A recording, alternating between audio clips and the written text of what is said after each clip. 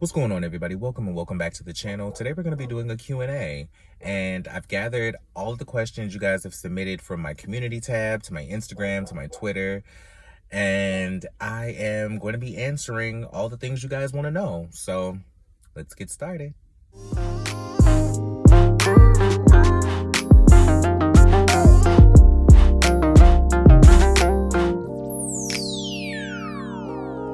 I don't do regrets. I'm trying to learn from my lessons, but do I get it yet? I want to set an example, but I'm not sure I can handle all my demons. I'm thinking that I should court a vet. I fight for all respect. I'm working overtime to keep in my head. I understand I'll get the love when I'm dead, so my focus is red. Choose the blackout on what's keeping me chosen. I've been the token, now the back is the head. On my soapbox chucking. What's going on, everybody? Welcome and welcome back to the channel. This is Georgia, Carolina, your gated and discrimination-free community where we personalize culture and entertainment and then curate a conversation that's based on self-discovery and growth. I am your pop culture coordinator of all things inclusion and awareness, Jordan Renee, and I'm happy to have you back for another video. All right, everybody, so you guys have submitted your questions and I am going to answer them as honestly as possible. And I'm excited. This is my first Q&A. You guys have submitted some really great questions, and hopefully I give you some answers that, gives you some more insight about me personally. So let's get to it. Okay, so question number 1. If you could have dinner with the person that inspired you the most, who would it be and how have they inspired you? Okay, so I have a couple ways I can answer this because I don't have somebody who has inspired me in an overall context. I don't have somebody like that just in them as one package kind of represents a solidified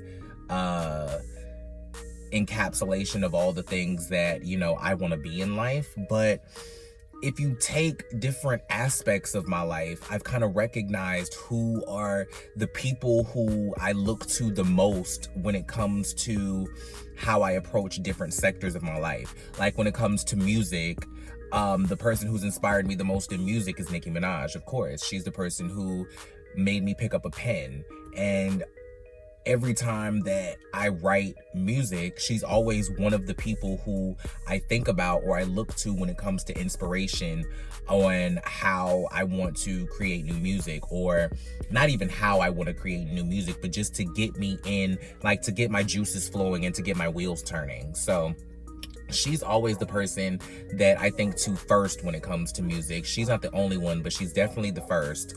When it comes to who's inspired me as a woman, I think that person would be Grace Jones.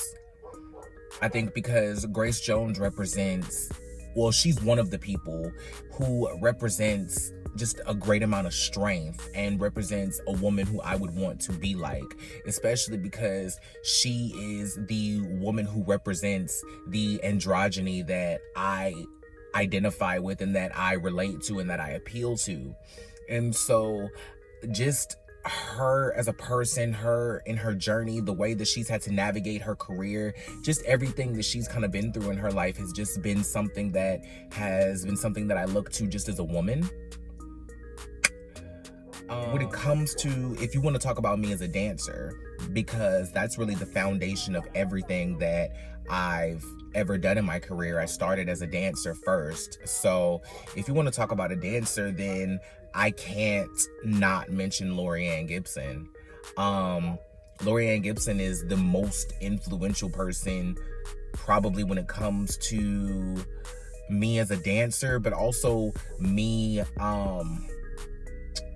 kind of as an entertainer, because I've grown up listening to Laurieann coach different acts and coach different people, and it's not just about the 8 count, it's not just about the dance, it's about the mentality, it's about the presence, it's about stage presence, it's about, you creating an experience for your audience and the people that are watching you. And I think that the principles that she instills in the artists that she creative directs, I think it is how I've always kind of navigated how I've presented myself in my career, especially as a performer.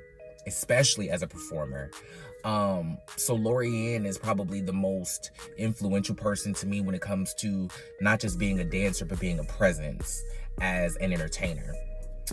If you want to talk about me as a YouTuber now, I think the person who's influenced me most as a YouTuber is Funky Dineva.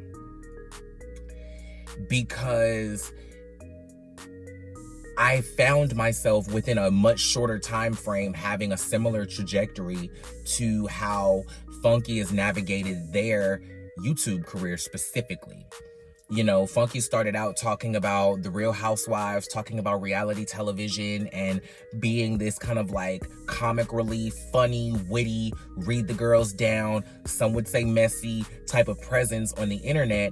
And that is the exact same way that I initially started my YouTube channel. You know, I came in as, you know, a person who was on a panel, or who would frequent calling into people's YouTube channels. So I kind of became recognized, or when it came to me starting my channel, it became based on the reaction that I got from being in those spaces.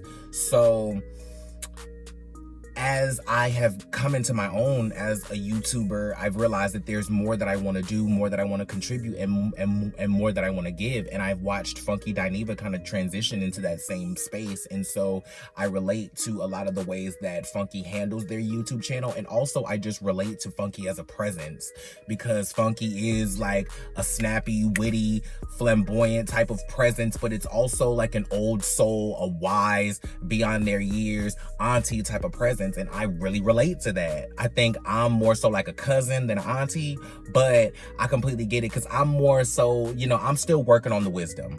I think that Funky has the wisdom, so I'm more cousin than I am auntie, but I'm getting there. And I think that, you know, I want to just make a difference with my channel and also be a good representation for my people. And I think that I see a lot of that also in Funky Dineva's content. So that would be my inspiration as far as being a YouTuber is concerned. Now, if you want to talk about me as a parent and me as a mom, this is probably where it's going to get a little controversial, because the person who I really look up to as a parent is Jada Pinkett Smith. You know, outside of all the things that have happened recently with them, Jada Pinkett Smith has really been the representation of not only the mother that I want to be, but the mother that I wanted to have growing up. I think that the way that she raised Jaden and Willow, not as her offspring or representations of her legacy, she just raised them as human beings that she nurtured. Do you get what I mean? Like, she said on an episode of Red Table Talk that her kids aren't hers. Like, they're their own people. And she raised them to have their own individuality. And she also nurtured their passions and the things that they wanted to do, because she recognized that even in their youth, they are still functioning spirits with emotions and desires and needs that have to be catered to. And I wish that somebody would have taken the approach that Jada Pinkett Smith took with Jaden and Willow with me. And I try to take that approach with my daughter as well.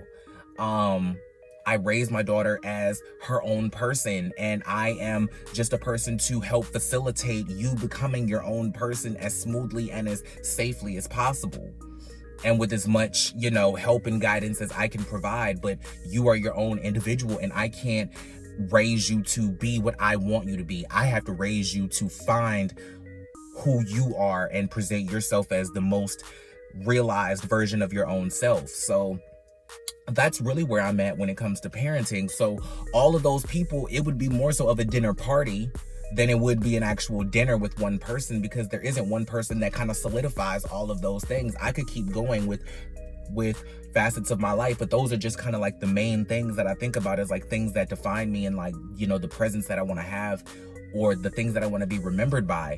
Those people are the people who I look to first or the most when it comes to those situations. So yeah, that's my dinner party. All right, so number 2, what are some things that you can't live without? Okay, this is a 2 to 3 part answer, because the second part of this answer could also be included in the first part. But the first thing that I can't live without is my phone, headphones, and YouTube Premium subscription combo. Okay? Because I spend a lot of time by myself. I'm my own best friend, and I spend the majority of my time on YouTube. That's the majority of media that I consume is like YouTube. I don't watch a lot of television. So the television that I do watch is either for, you know, my channel, since I'm planning on possibly returning to recapping television shows, and, you know, just to be informed on certain things that I talk about when it comes to my channel. But most of the stuff that I watch is YouTube. So, and I'm also a person who's in my own bubble. I can't live without Bluetooth headphones. I cannot live without Bluetooth headphones. I cannot live without Bluetooth headphones. Like, I literally have 3 different headsets just in my car. Because I am a person who lives in my own world. I stay in my own bubble. Like I've been saying this whole pandemic, I've been social distancing since B2K took over Y2K. So I don't know what y'all so damn antsy about when it comes to this social distancing thing. But I'm a recluse by choice. So, you know, headphones keep me in my own world. I like to stay to myself. So Bluetooth headphones help lock me in my own bubble. But the second part of that is also music. Like, music, I don't think I could live without music. I think that it's the foundation of who I am. Everything that I am stems from music. Everything that I've wanted to do in my life has come from music. Like, everything is a degree of separation from music. Everything that I could be, everything that I want to be, all of the dreams that I have are a degree of separation from music being the root of it.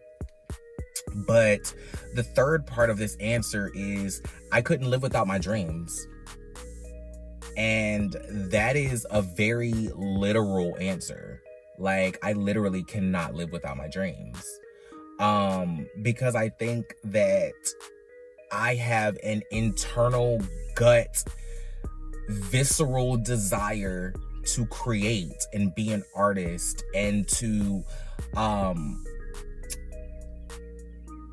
use the things that I'm interested in and my creativity as a way to advocate and to bring awareness to the things that bother me about the world and try to initiate or provoke some sort of change. So all the things that I've ever wanted to do in my life, music, being a dancer, being a choreographer, creative director, doing radio, doing YouTube, like being an interviewer, being a VJ and a host, like all of these things that I want to do in my life are the things that keep me going. Like, these are the things that I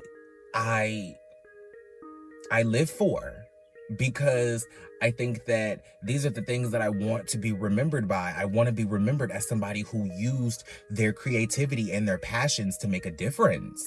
And so if I don't achieve my dreams, then what was my life worth? Do you get me? You know, outside of me being a parent, I think that's something that's completely separate. But I'm just talking about in the grand scheme of like how I want to be remembered on this earth, not just as a great parent, but also as somebody who made a conscious effort to evoke everything that they do creatively through an advocational lens, you know? So I can't live without my dreams. That's very literal. So, yeah.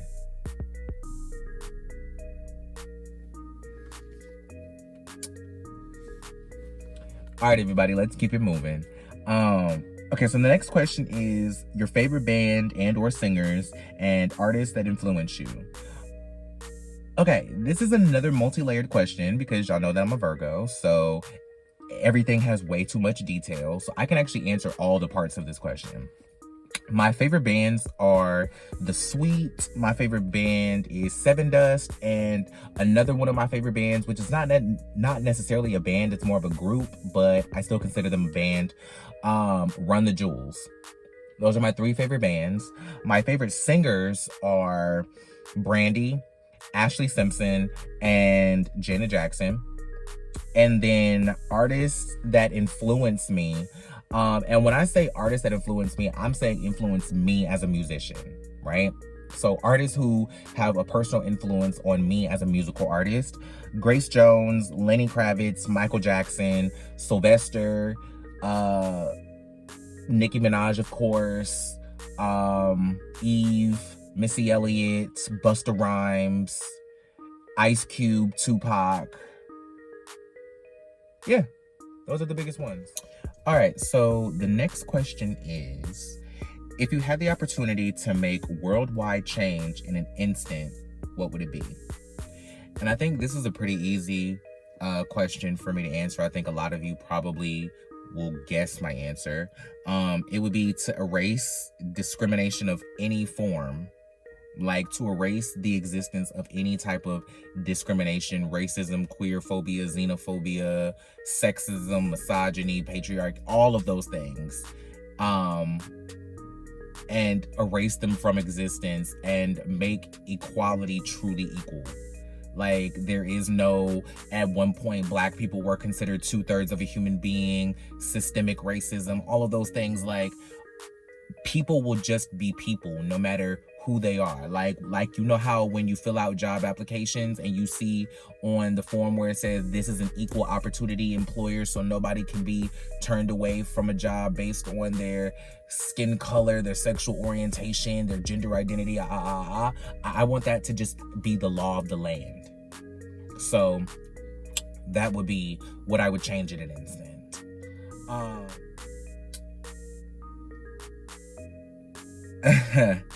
This question says, would you choose history with an old crush, or would you choose new love that has soulmate potential?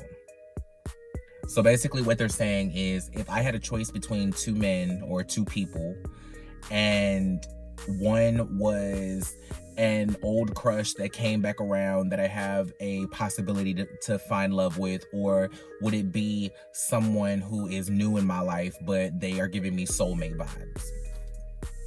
So for me, this is a really easy question to answer. I would definitely go with the new love that gives me soulmate vibes, because anybody who's in my past knows me pre-transition, and I find and have found that it is a lot harder, or it's more difficult for me when people are accepting me as a trans person. Like, how can I say this?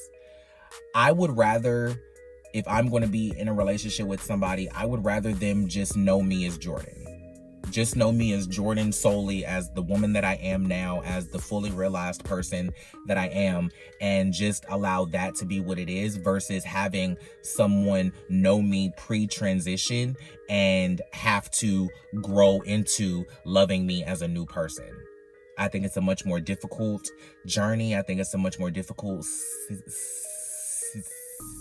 situation, and I think that if I could just find love with somebody as I am, versus having to go through the process of them learning and figuring out who I am and letting go of a person that I was in the past, I would definitely choose that in a heartbeat. That question was really easy to answer, specifically because I'm a trans woman. Very, very, very specifically because of that. So, yeah. What did you do before your YouTube channel, and what ambitions have I yet to achieve? Okay, so before Georgia, Carolina existed, I'll go all the way back.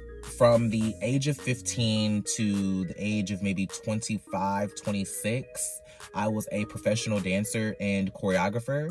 So I would be paid to dance in people's projects. I would be paid to choreograph people's projects.